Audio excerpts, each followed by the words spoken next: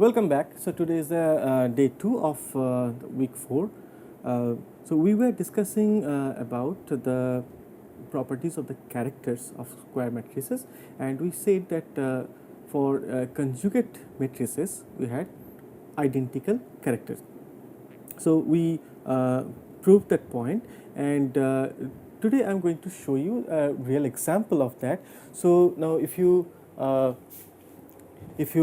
concentrate on this here, this matrix represents the C3 symmetry operation. So C3 1 means just C3, and this matrix represents C3 2, that means operates C3 twice. So we know when we discussed about that ammonia problem quite some time back, we said that C3 and C3 square, they form a class. That means C3 and C3 are conjugate elements of that group.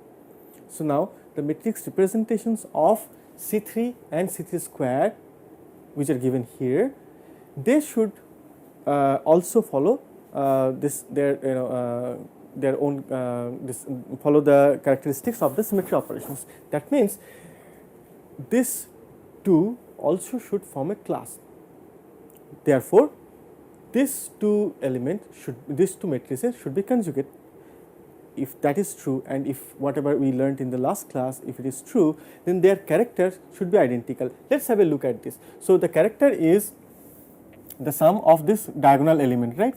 So in this way, so minus half plus 1. What that means, that the character for this one is 0. Character is given by this chi. Now here again, if we look at this minus half 1, again the chi is 0.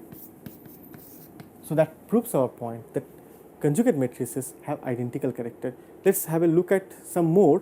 So for the same problem of C3V, I have 3 sigma V's, and we also said at that point of time that these 3 sigmas, they form a class. Therefore, this matrix says representing this sigma V prime and sigma V double prime, they are conjugate to each other. Therefore, their characters should be identical. Let's verify that. So here the character is minus 1 plus 1 plus 1 means 1.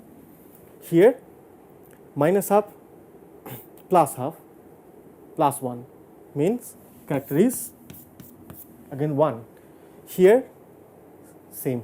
So again we have proved that point that conjugate matrices which represents the conjugate symmetry operations, they have identical characters. Okay.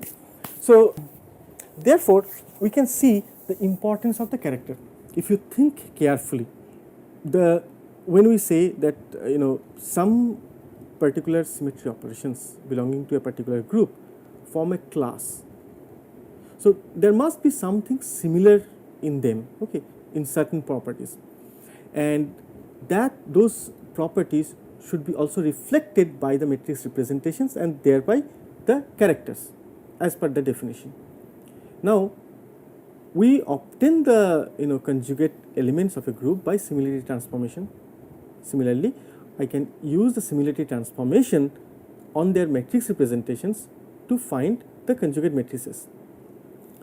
Now the characters of these matrices which represents the symmetry operations belonging to a particular class, and we know that there is something similar in this symmetry operations, that is exactly reflected here when we look at their characters. All their characters are identical. So we used to say that there is some similarity in this symmetry operations belonging to a class, and we see here that their characters are exactly same. Okay. So that is an important lesson that you should take. Now very often we are dealing with combining symmetry operations and thereby combining matrices when we are talking about matrix representations. And we said that matrix representation can be very large. We can have like n by n can be like 30, 40, 50, 60, whatever numbers. Now if we want to combine two such matrices, it's really cumbersome. Now, there are ways to reduce our workload here. How? We can have the square matrices such that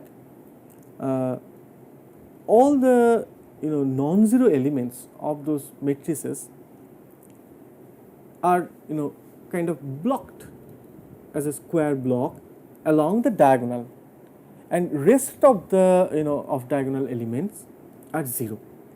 Such matrices are called block factored matrix or block diagonal matrix. So on your screen you can see such example of block factored matrix or block diagonal matrices. So say this is matrix 1, this is matrix 2, and you can see that this square block along this diagonal, again this square block, they are all along diagonal, and only these blocks have non-zero elements, and this part or this part, they are all zeros. Okay, so this is one block factor matrix, this is another one, and they are block factored in the very same way. Okay, so that's what we have right now. Now, if we want to combine these two matrices, that means if we want to have the product of these two matrices which are block diagonalized, then we find this matrix, which is I say matrix 3. Okay, so what are the things that are important to find in this case? So the main important thing is that the resultant matrix that we get is blocked out or block factored in exactly the same way as the constituent matrices here. Okay, so that is very obvious. Moreover, the element of the given block, okay, we have 3 blocks there. So element of the given block in the product matrix are determined only by the elements in the corresponding blocks in the factors. Thus, when two matrices which are blocked out along the diagonal in the same way are to be multiplied, the corresponding blocks in each may be considered independently of the remaining blocks in each. So what does that mean? I have an overall matrix. Suppose I have 1, 2 and 3 blocks in the matrix, rest of the elements are 0, and I have another matrix of this which is block factored in the same way, and if I want to multiply them, I do not need to consider anything else. So I choose the first block here, do the multiplication, and you put it in the same block in another third matrix. You do the same thing for the second block, multiply with the second block of this matrix, third block here, and then put the resultants in their respective place in another matrix. So thereby you will get the matrix multiplication. So exactly that's what is shown here in this range. So you just multiply each blocks and get the overall multiplication or overall product. So suppose we have a group and we have its matrix representations, and matrices are like E, A, B, C and so on. Okay, and that represents a group. Now if I do similarity transformation on each of these matrices, we can find any matrix within the group which we will use for the similarity transformation. So that is what is shown here. Say like I find a matrix D and use that to do the similarity transformation on each of the elements of this group. Here it is each of the matrix. So I do a similarity operation on the matrix E, on matrix A, on matrix B and so on, and I get a matrix out of it. So I call it E prime, A prime, B prime and so on. Now this new set of matrices that I get by doing the similarity transformation will also form a representation. Why so? It is very easy to prove. So let me do that real quick. say I have two elements A and B, and I do the similarity transformation like using this matrix D. Now suppose I have a matrix A and matrix B such that A and B, if I combine, gives D. Okay. Suppose I have this condition. So say now I find I use this D to do the similarity transformation on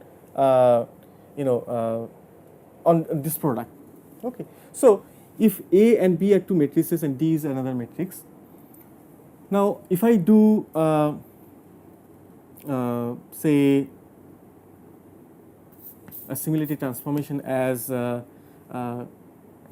D inverse A D equals to A prime, as we have just shown in the on your screen, and D inverse B D is B prime, and we want to show that this A B, they are part of this group that we are considering, and all these matrices A B C, all this forming a representation, and we want to show that upon this similarity transformation we are finding these new matrices A prime, B prime, C prime and so on, they also altogether form a representation of the group.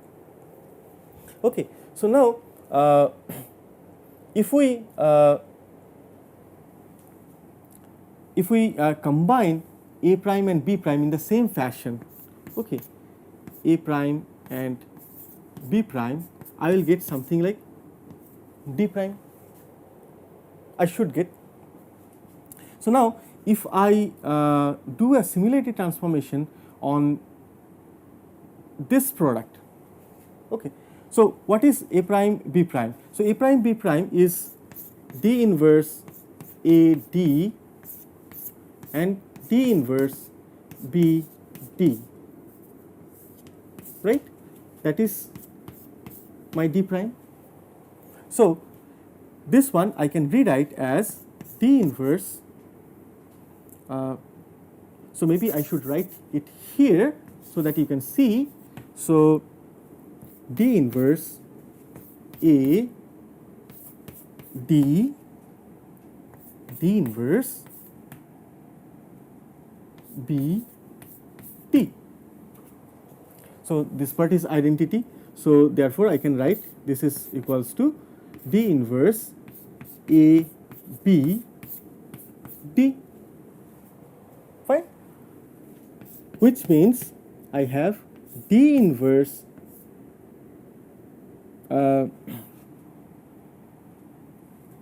D D. So that means this is the similarity transformation of D. What I get is D prime, correct? So thereby I can see that this D prime, which is the newly formed matrix after the similarity transformation, can also act as the representation. Okay, so that's what is is written here. Now, having said that, if we suppose that when we are doing the similarity transformation on this matrices A, B, C, and all, the new matrices A prime, B prime, C prime, they are that we are getting, they are block factored, and they are block factored in the same way. All of them are block factored in the same way. Then we are talking about some situation like this. So this A prime is the similarity transformation by this particular matrix D, and this is block factor in this fashion. So I have, say for example, here 4 blocks: A1 prime, A2 prime, A3 prime, A4 prime, and all the other matrices that are generated, say for example B prime or C prime and F prime, so on, they will be also block factored in the same way. Now, in that case, what we can have, we can again combine this newly formed matrices in very easily. How?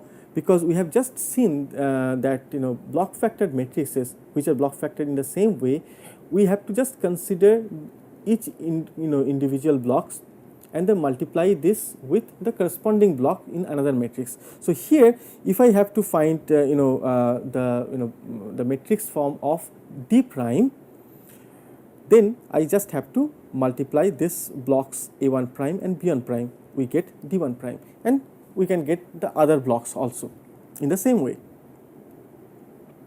So I get this newly formed representations in terms of like A prime or B prime or C prime. All these things, they form the representation of group. We just saw that. Now, once we see that it is possible to take a representation like A, B, C that we started with, and then by doing some similarity transformation, if possible, we can block factor all these matrices, and those also act as the representation of the group. Then we can take each blocks and form a representation. So for example, this E1 prime, A1 prime, B1 prime, they are just the blocks taken out from each of these matrices that are formed out of similarity transformation. So another block is E2 prime, A2 prime, B2 prime, so on, E3 prime, B3 prime, A3 prime, so on. So each of this this set of this blocks are also the representations. When we can do these things, then we say this original representation that we formed, that is matrices A, E, A, B, and so on, they are reducible representation, meaning that I can reduce them into smaller blocks, smaller dimensions. I started with say 9 by 9 matrices for each representation, and I can do the similarity transformation. I can get say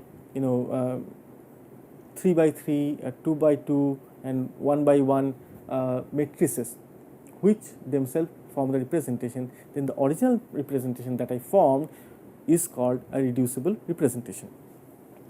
Okay, and on the other hand, if it is not possible to find a similarity transformation which will reduce the matrices of a given representation, the representation is called irreducible representation, or in short IR.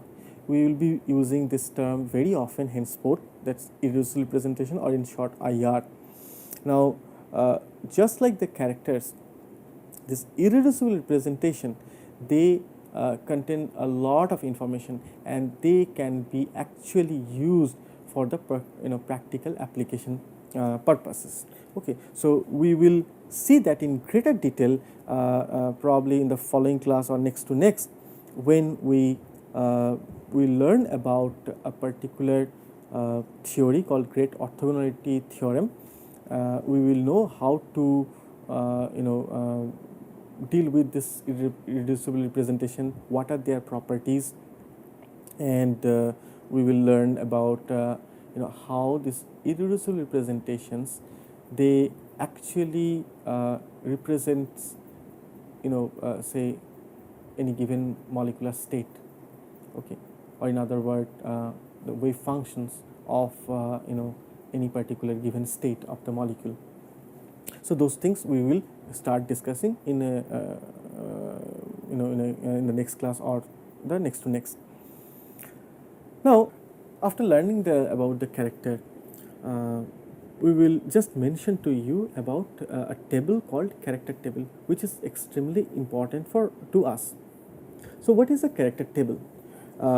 Obviously, it is a table which is a two-dimensional table whose rows corresponds to irreducible group representations or simply irreducible representations, and the columns correspond to the conjugate classes of the group elements.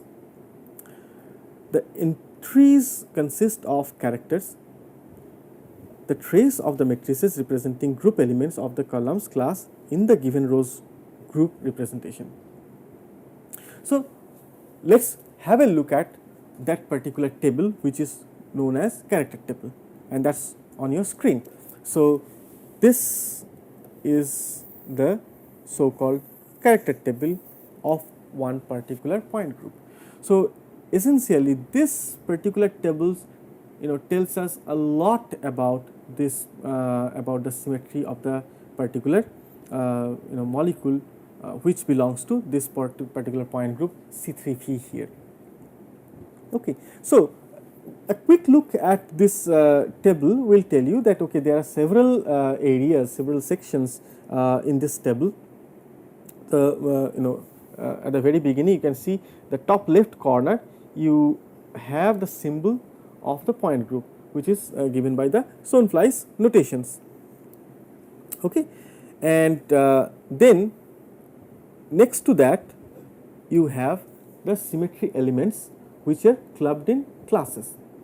Okay. And then we have the characters, then we have certain other symbols, and some functions, linear or non-linear functions are there in different areas, which we have classified as area 1, area 2, area 3, area 4, and so on.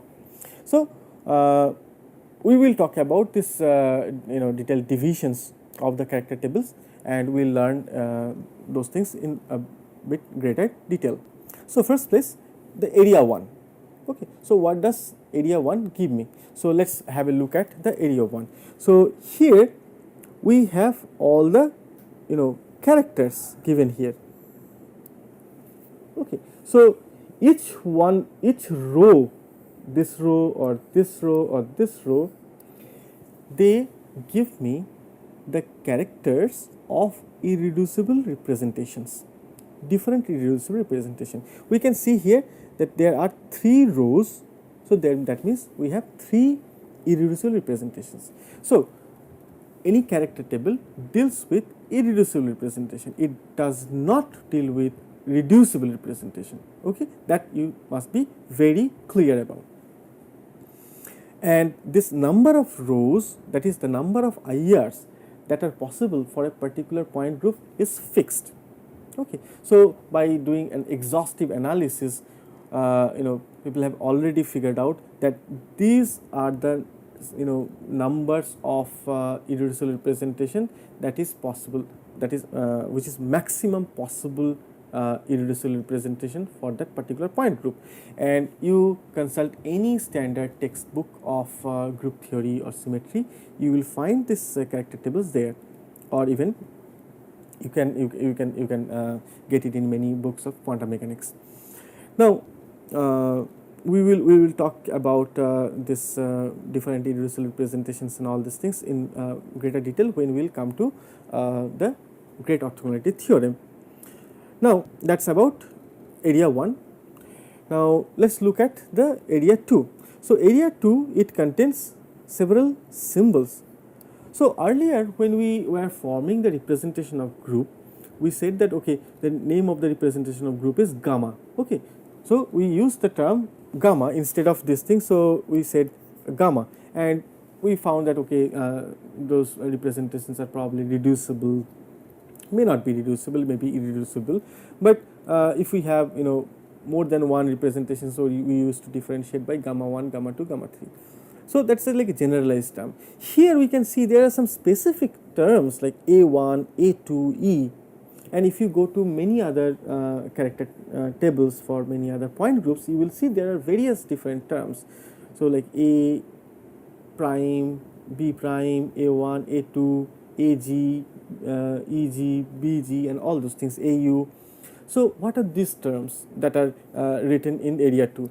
So, these are the symbols which is called Mulliken symbol, named after R.S. Mulliken. Now, these symbols are not given arbitrarily. There is a definite convention of using this particular symbols. So, let us see what are the particular rules or convention that are followed to do this nomenclature. So, when we look at any irreducible representation in the character table, we can find out their dimensionality.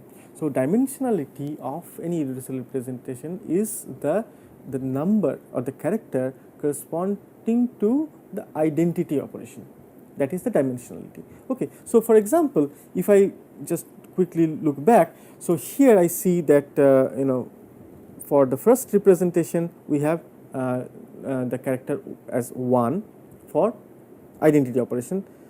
For the irreducible representation, the second irreducible representation also has a character 1 corresponding to identity operation, while the third irreducible representation has character 2 corresponding to identity. So, the first two are one dimensional irreducible representation, while the third one is a two dimensional representation. So, we have to see what are the relations between different irreducible representation, their dimensionalities or there are certain other aspects, and how can we form, how can we name them by using Mulliken symbol.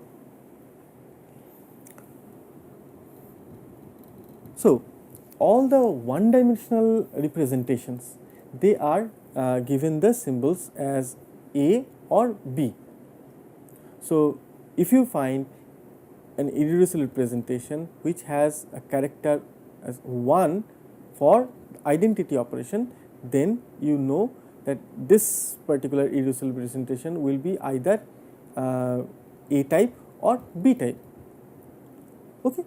So, any irreducible representation which has a dimension 2, then that is termed as E, while irreducible representation having dimension 3 will be termed as T, okay, as it is written here. Now, after assigning this A or B or T or E for this particular IR based on their dimensionality, we move a little further. So, let us see what are those. For one dimensional irreducible representations, after we have assigned that they will be either A or B, how do we know whether it will be A or B? We have to look at the character correspond to the principal axis of symmetry. If the character corresponding to the principal axis of symmetry Cn is symmetric, meaning positive 1, then this particular IR will be termed as A, and if it is negative 1, then it will be termed as B. So, for symmetric character with respect to Cn is A, while antisymmetric character with respect to Cn will be as termed as B. So, next we look at the characteristic of the irreducible representations with respect to the perpendicular C2s with perpendicular to the principal axis of symmetry. So, if the characters of the representations which are one dimensional, if the characters are with respect to the C2 primes are symmetric, that means plus 1, then they will be given subscript 1. If it is antisymmetric, then a subscript 2 will be given. Okay. So, once we have designated whether it will be A or B, then we have to look at the behavior of the characters with respect to the perpendicular C2s.